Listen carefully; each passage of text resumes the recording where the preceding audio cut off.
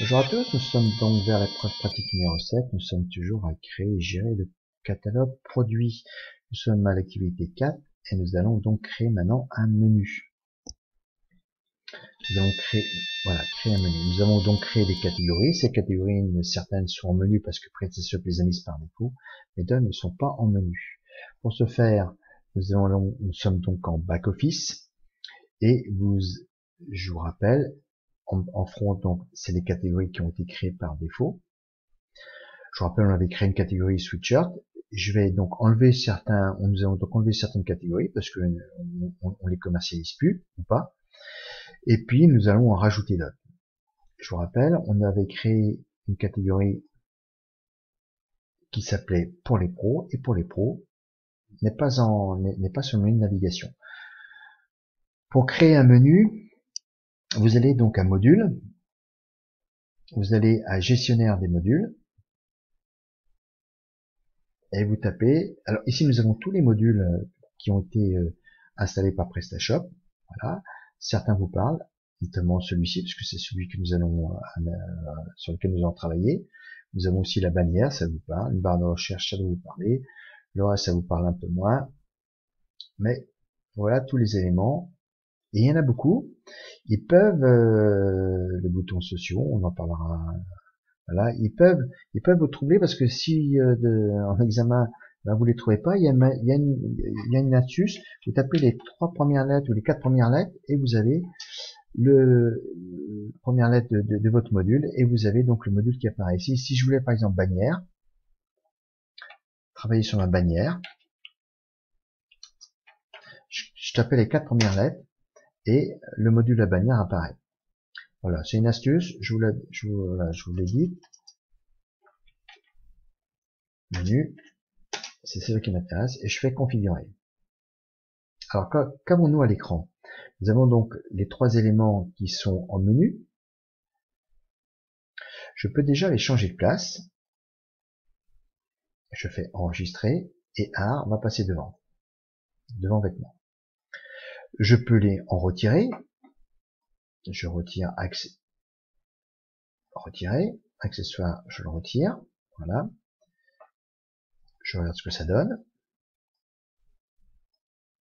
Il ne me reste plus que vêtements. Je vais rajouter des éléments. Par exemple, je peux rajouter pour les pros une catégorie que j'avais créée dans laquelle il n'y a rien, puisque c'était à titre d'exemple pour les pros. Je l'ajoute, j'enregistre et elle apparaît. Je peux aussi mettre sur mon menu de navigation, je peux mettre des liens URL. Je veux par exemple que ma page d'accueil ici apparaisse dans le menu. Je mettrai accueil. Donc je tape accueil. Je copie son adresse URL. Là, j'ai une possibilité. Est-ce que je veux une nouvelle fenêtre ou pas? Pour l'accueil, ça n'a pas d'intérêt. Donc, je vais laisser non. J'ajoute le lien, le lien que je viens de créer apparaît en bas. Je peux bien sûr toujours le modifier. Je vois ici qu'une nouvelle fenêtre ne va pas s'ouvrir. Et bien sûr, il a été ajouté dans les éléments disponibles. Il est ici. Je vais l'ajouter.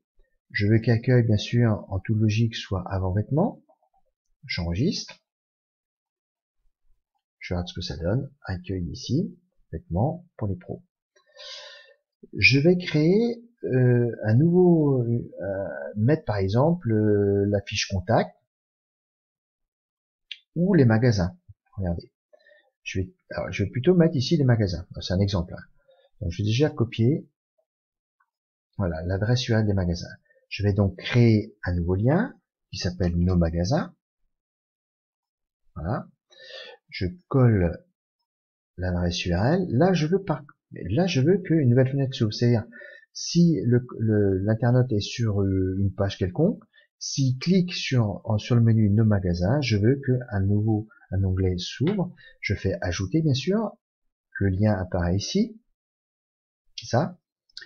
Il est aussi ici. Et je l'ajoute. J'enregistre.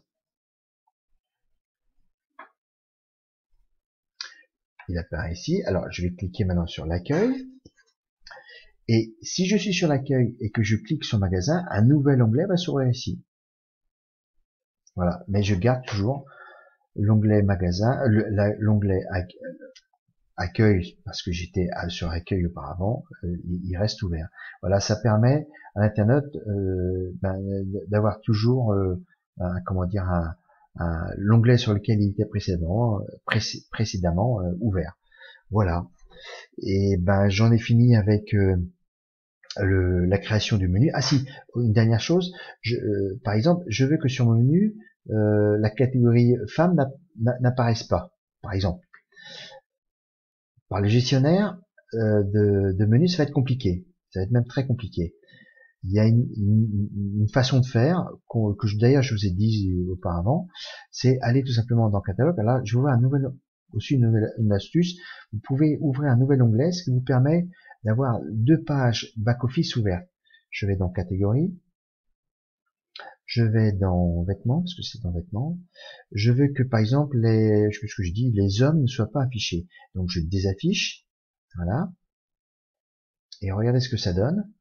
Je ne suis pas allé dans l'onglet gestionnaire de modules, mais la sous-catégorie homme n'apparaît pas. Ça peut être utile si d'aventure vous devez ne plus afficher une certaine catégorie, mais la garder toujours en mémoire dans le back-office. Voilà. Et ben à vous de jouer pour finaliser votre menu, bien sûr, de votre 7 articles. Bon courage.